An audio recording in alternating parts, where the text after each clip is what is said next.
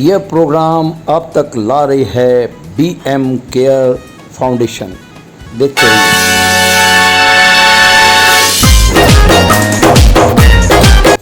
SKD channel हमेशा देखते रहिए।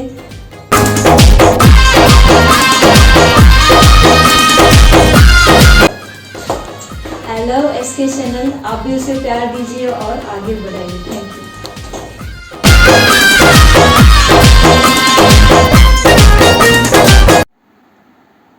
नमस्कार। नमस्ते जी।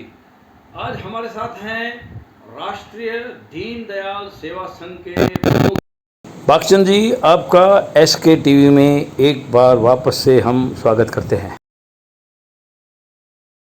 आपका भी हमारा स्वागत है SK TV को।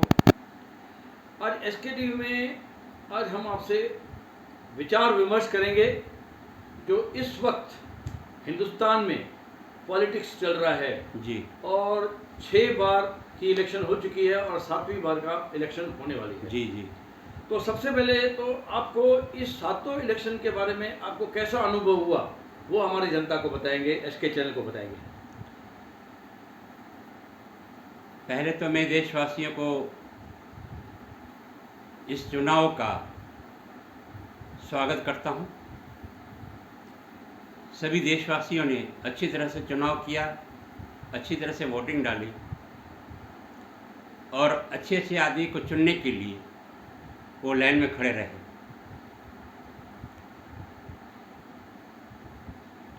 चुनाव जो है वो हमारी परंपरा है और चुनाव करना बहुत ज़रूरी है। जो लोग वोट नहीं करते वो बहुत दुख की बात है। हालांकि वोट बहुत कमती हुआ है, इसके लिए कुछ जिम्मेदारी कुदरत भी है, गर्मी है, वो है जो भी है, लेकिन फिर भी हर एक व्यक्ति को वोट करना जरूरी है, उसको वोट देना चाहिए। अब आगे की बात जो है, जो चुनाव 6 चरण का हुआ है, कौन आएगा कौन जाएगा वो तो हर व्यक्ति का अपना अपना अनुमान है। बादशाह जी, आपको काफ़ी एक्सपीरियंस है, काफ़ी वर्षों से इस फील्ड में आप लगे हुए हैं। तो सबसे पहले तो मैं इस चुनाव के बारे में एक बात तो जरूर कहूँगा कि जो 6 चरण का चुनाव तो हो चुका है, अभी हम कुछ नहीं कर सकते हैं। बाकी 7वें चरण का चुनाव है जो गुजरात के बाद है जी। लेकिन फिर भी क्योंकि इसके बाद भी कुछ इलेक्शंस आने वाली है, तो एक आदमी का एक वोट देश को चलाने के लिए कितना महत्व रखता है उस बारे में हमको आप बताएंगे ताकि जवानों को ये संदेश जाए। सबसे पहले मैं इस देश के जवानों को संदेश देना चाहता हूँ कि आपको जो भी अच्छा व्यक्ति लगे उसको आप वोट दीजिए। उसके लिए आप लाइन में लगे रहिए, चाहे कितनी भी देर हो जाए। ये मत समझो कि ये मेरा काम नहीं है, मैं नहीं दूंगा तो दूसरा देगा, ये मत सोचो। अगर ये सोचोगे तभी इस देश को अच्छा नेता मिल सकता है। मैंने 2 दिन पहले एक व्यक्ति से बात की थी, तो वह क्रिटिसाइज कर रहा था कांग्रेस सरकार को और कुछ कह रहा था। तो मैंने उसको यही सवाल किया कि आपने कितनी बार वोट किया है? तो उसने बोला मैंने 3 बार, मैं सिर्फ 1 बार आज वोट करने शायद जाऊंगा, अभी तक नहीं गया। तो क्या उस आदमी को बोलने का अधिकार है कि वो पार्टी ने काम नहीं किया, उसका तो वोट आया नहीं था? आप इस बारे में क्या कहना चाहेंगे? हमारे देश में डेमोक्रेसी है, इसलिए बोलने का अधिकार तो सबको है और वो बोल सकता है, चाहे वोट दे या ना दे। तो नोटा में देना चाहिए, कुछ तो देना चाहिए। ना दिया वो उसकी कमजोरी है, वो देश को कमजोर करना चाहता है। अगर वोट देता तो देश मजबूत होता। एक और सवाल, आपने पिछली बार भी काफ़ी अच्छी भविष्यवाणी की थी गुजरात और राजस्थान में जब इलेक्शन था, और आपके काफ़ी जो अनुमान थे वो सही निकले थे। तो इस वक्त आप क्या कहना चाहेंगे, 400 पार या 400 हार? ये जो आज का मैसेज चल रहा है सुबह से लेकर हर चैनल के ऊपर, तो सरकार का क्या है स्थिति या सामने वाले की क्या स्थिति है? एक अनुमान नहीं, आप अपनी जो हमेशा जो जवाब देते हैं उस हिसाब से बताइए। मेरा विचार बहुत स्पष्ट है और हमेशा मेरा विचार स्पष्ट रहता है। मेरी गिनती में जो 4 महीने पहले मैंने फेसबुक पे भी डाला था कि 235 सरकार जो सत्ता पे सरकार है उसको मिलेगा, और जो 300 जो सीट है जो सत्ता में नहीं है उसको मिलेगा। और उनमें से फिर इनको सपोर्ट करेंगे एनडीए को? नहीं, एनडीए को कितनी मिलती है? एनडीए अलग चीज़ है। मैंने आपको फिर भी कहा जो सत्ता पे है, सत्ता पे 235 कहा मैंने। 235 है, लेकिन उसको सरकार चलाने के लिए तो 272 चाहिएगी। बिल्कुल। तो वो उसको एनडीए वाले मिलके करेंगे सपोर्ट। नहीं, वो तो हो नहीं सकता। एनडीए को 235 मिलेगी, आपका कहने का मतलब है? सत्ता पक्ष को 235 मिलेगी? नहीं, सत्ता पक्ष को 235 मिलेगी। तो एनडीए माना बाकी के जो हैं, चाहे वो महाराष्ट्र से हैं, चाहे दिल्ली से हैं, चाहे पंजाब से हैं, चाहे यूपी से हैं, जो उनके साथ जुड़े हुए हैं, दो सीट करके, वो भी तो इनको मिलेगी। तक सरकार तो बन जाएगी मोदी की। मैं मोदी की सरकार बनने से इनकार नहीं कर सकता हूँ, बिल्कुल, समझो। हम्म, लेकिन मैं कांग्रेस की जो विपक्ष है, जो इंडियन गठबंधन है, हम्म। उसकी सरकार बनने से भी मैं मना नहीं कर सकता हूँ। अच्छा, एक संदेश इस वक्त काफी जब तक 3 इलेक्शन नहीं हुई थी तब तक तो बहुत ही बढ़िया चल रहा था मोदी के सपोर्ट में, लेकिन पिछली 3 बार से जो बाकी की 3 इलेक्शन हैं उसमें कुछ मोदी के अगेंस्ट भी कुछ लोग बोल रहे थे, कुछ चैनल बोल रहे थे, खास करके जो यूट्यूब हैं वो भी हैं, और वो ऐसा कर रहे थे, कह रहे थे कि मोदी जो है वो एक डिक्टेटर है। वो डिक्टेटर बन के जो इस प्रकार कमान कर रहा है और उसके ऊपर काम कर रहा है, तो वो बात कितनी सही है लोगों की विचारधारा के हिसाब से? आपकी विचारधारा नहीं, लोगों के हिसाब से। लोगों की विचारधारा से देखा जाए, जिन लोगों को फ़ायदा नहीं पहुंचा वो डिक्टेटर कहते हैं, और जिनको फ़ायदा पहुंचा है वो इनको सम्मान करते हैं। और मशीन के बारे में क्या कहेंगे? जो मशीन के ऊपर जीतते हैं तो बोलते हैं ये मशीन ने जीताया है, और हारते हैं तो बोलते हैं मशीन ने हराया है। जीतने वाला हमेशा अगर होशियार है वो तो हर तरफ से जीत सकता है, इसमें क्या कहना। बहुत बढ़िया, बहुत बढ़िया। आज आपने एक पोस्ट डाली है फेसबुक पे कृष्ण के नाम से। वो क्या पोस्ट है, हम दिखा रहे हैं, इसके साथ साथ बाजू में लगी हुई है। तो उस पोस्ट के हिसाब से आप क्या कहना चाहेंगे?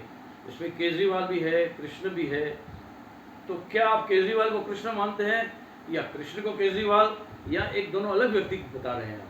हमने एक चीज़ बताई है इसके अंदर, उसको हमने कृष्ण कहा है और मैंने खुद लिखा है। वो इसलिए लिखा है, कृष्ण एक ही बार जेल में थे और जेल से बाहर निकले, दूसरी बार जेल में नहीं गए। अब इस कृष्ण को देखना है कि जेल में जा रहा है कि नहीं जा रहा। बिल्कुल बिल्कुल, बढ़िया, बहुत बढ़िया।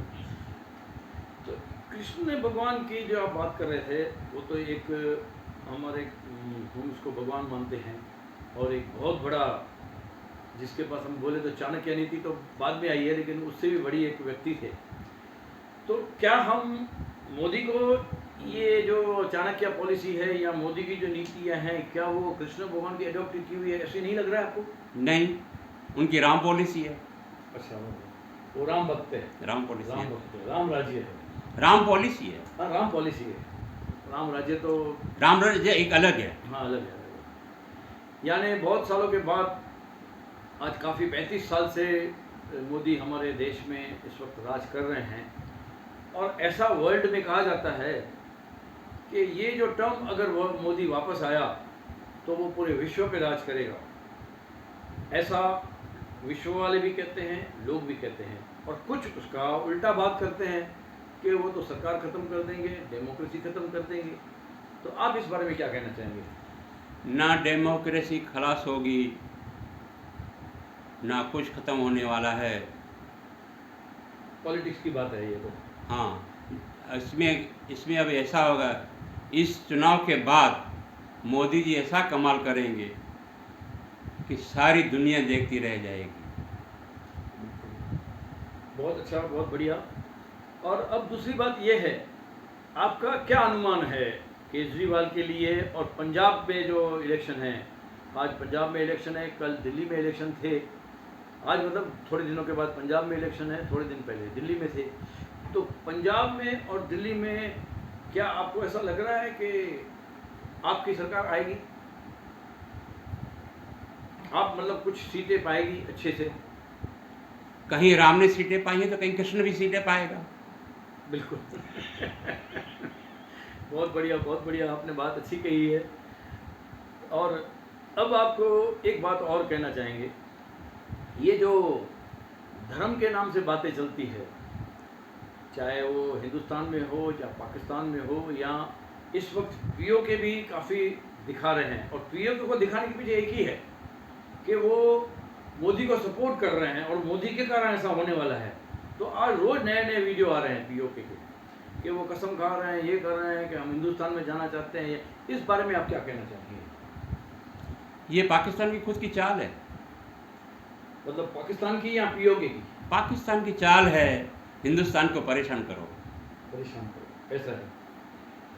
और आपको क्या लगता है कि आने वाले दिनों में 2 साल में, 4 साल में, 5 साल में क्या पीओके हिंदुस्तान के साथ मिल पाएगा? मैं तो चाहता हूँ पूरा पाकिस्तान मिल जाए। बहुत बढ़िया, अच्छी बात कही है। तो पाकिस्तान के साथ एक आपका सिंध राज्य भी है, बलूचिस्तान भी है, तो वहाँ की क्या स्थिति है पाकिस्तान की, आपको जो मालूम हो पॉलिटिकली, आप क्या बताना चाहेंगे? हिंदू हिंदू को चाहता है, मुसलमान मुसलमान को चाहता है। जिस धर्म में जो पैदा हुआ है हाँ। उसको ही चाहेगा। बिल्कुल बिल्कुल।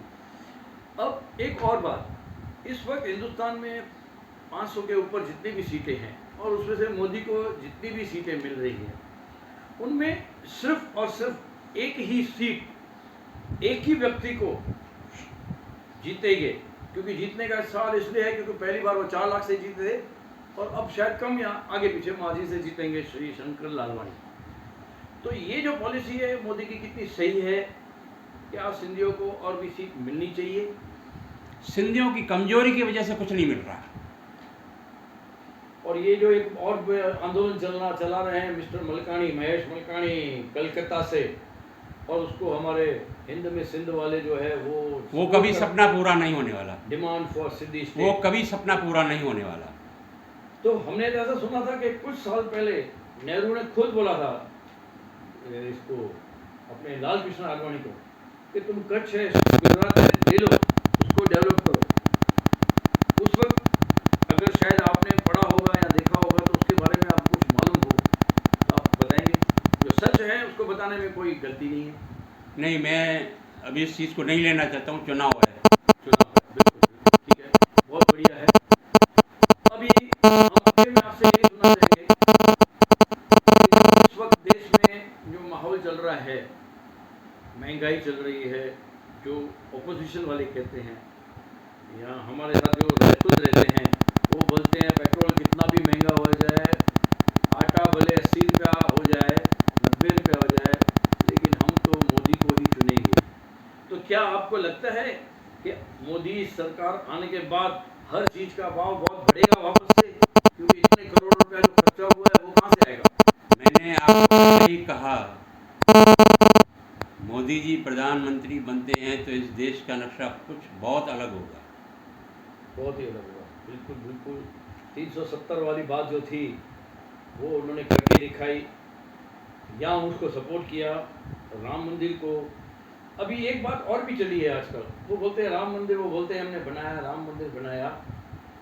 तो इसमें मोदी का क्या रोल है राम मंदिर बनाने में? ये तो सुप्रीम कोर्ट ने जजमेंट पास की है, भले 500 साल के बाद की है, या हाई कोर्ट ने पास की है उस जजमेंट को। उसमें मोदी ने क्या किया? मोदी ने जो किया वो सारे देश ने देखा है। राम मंदिर बनवाया जी। बहुत अच्छा, बहुत बढ़िया, अच्छी बात कही है। और लोग तो ये भी इच्छा कर रहे हैं कि कृष्ण मंदिर भी बने और भी बने। इसका मतलब ये नहीं है कि मस्जिदें टूटे, लेकिन जो कब्जे किया हुआ है, जो ज़बरदस्ती कब्जे किया है, उनमें से आज़ादी मिले, मैं समझता हूँ। इस बारे में आप अपनी बात रखेंगे और कुछ कहना चाहेंगे, हमारे इस चैनल के साथ संदेश देना चाहेंगे तो कहिए। हमारे देश में हमको अगर हिम्मत है तो हम सब कुछ कर सकते हैं।